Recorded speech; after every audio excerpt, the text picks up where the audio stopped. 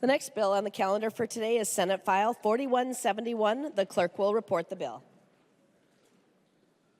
Senate File number 4171, an act relating to housing, providing for sub-metered utility services, final billing for vacant tenants. There are amendments at the desk.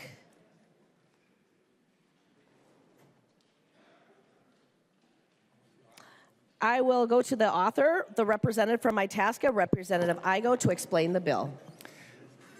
Thank you, Madam Speaker. Members, this is a pretty straightforward bill in front of us today, and there is going to be some amendments, but I'll present the first part of the bill. So this bill permits shared metered residential buildings to bill utilities for the last billing period before a tenant vacates based on estimations.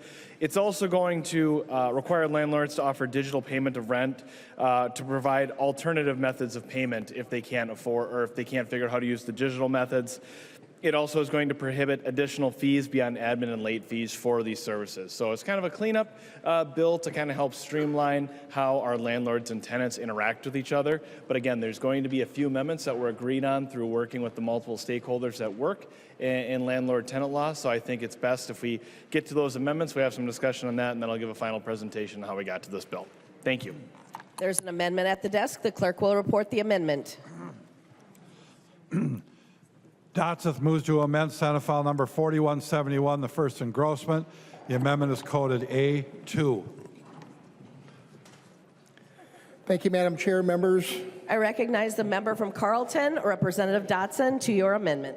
Thank you, Madam Chair. Members, I rise to speak to the A2 amendment, Senate File 4171. The amendment closes a clear gap in the current law by expanding language from residents to include landlord and landlord's employee and contractors.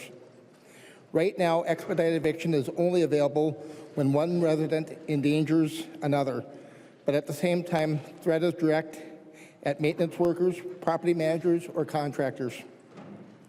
There is no expedited path in this act. That doesn't reflect how apartment communicates exactly functions in shared environments, hallways, parking lots, stairwells, where residents, staff, and visitors interact every day. When there is a serious safety threat, it affects everyone at the property.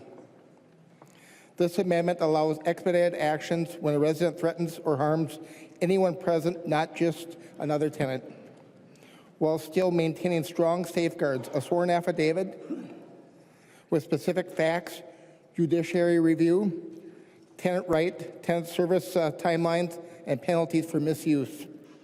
This is a targeted, common sense fix that improves safety without overreach. Members, everyone deserves to feel safe where they live and where they work. I urge you to adopt Amendment A2. Discussion to the amendment. I recognize the member from Hennepin, Representative Howard.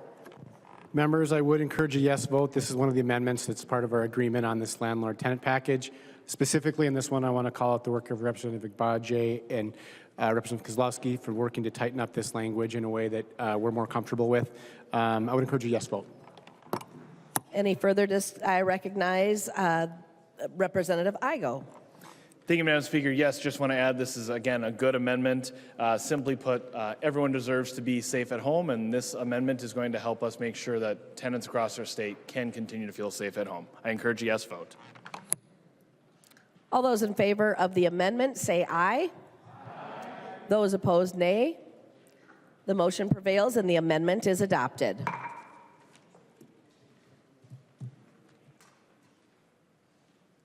There's an amendment at the desk. The clerk will report the amendment.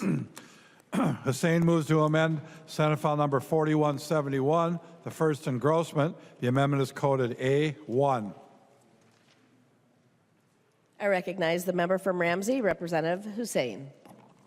Thank you, Madam Speaker. This is a friendly amendment that's been supported both chairs, Representative Igo and Howard. This amendment does protect minor children not to be in eviction case. And we have seen so many cases that a lot of people don't know whether they have eviction until they become 18 years old. So this will protect and not to be in their record. So it's clear and short, and it comes with penalty. any landlords that are not complying with this law. And I urge for you to support this great amendment so we can protect our children. Further discussion to the amendment? Representative Igo. Thank you, Madam Speaker. Members, again, this goes to some of the discussions we've had with stakeholders and working with Representative Hussein, Chair Howard, and myself. This is a good amendment to fix some stuff in statute to, once again, not only look out for tenants, but look out for future tenants of the state of Minnesota. I encourage a yes vote. All those in favor, say aye. Those opposed, nay. The motion prevails and the amendment is adopted. There are no further amendments at the desk. The clerk will give the bill its third reading as amended. Third reading, Senate File Number 4171, as amended. Third reading. Further discussion to the bill? I recognize a member from Hennepin, Representative Howard. Members, I'll be quick. I just want to thank members on our committee, both sides of the aisle, for their work. This is a very small, skinny tenant-landlord bill this year, but we have 3 provisions that we worked on together, came to agreement that are important steps forward in this work. And I also want to thank some of our tenant rights advocates and also folks with Minnesota Multi-Housing for their partnership in these areas. Landlord-tenant law is not the easiest area for us to find common ground, but we have done that with these 3 provisions this year. It's a good bill, and I encourage a yes vote. I recognize the member from Itasca, Representative Igo. Thank you, Madam Speaker. Members, similar thanks. Thank you to the Housing Committee, but also thank you to the Judiciary Committee for their work in getting these ironed out. Whereas this landlord-tenant bill might be small, I think it represents some incredible bipartisan work to take issues that we all found concerns about and work together to find a way to get them all pulled together here in the final moments.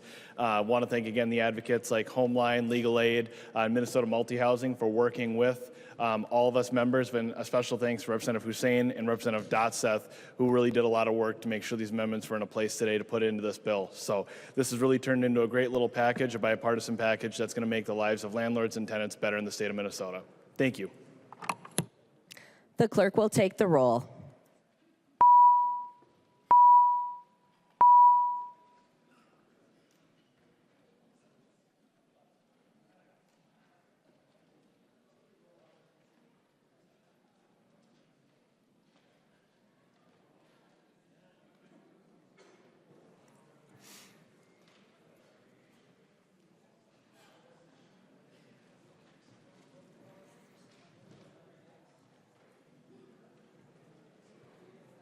The clerk will call the names of the members participating remotely. Green.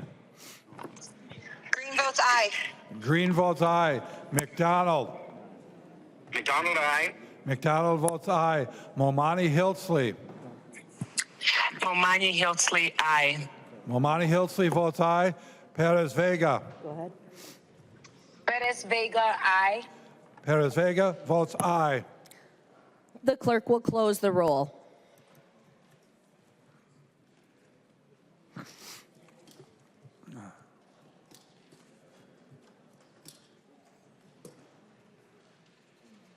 There being 134 ayes and 0 nays, the bill is passed as amended and its title is agreed to.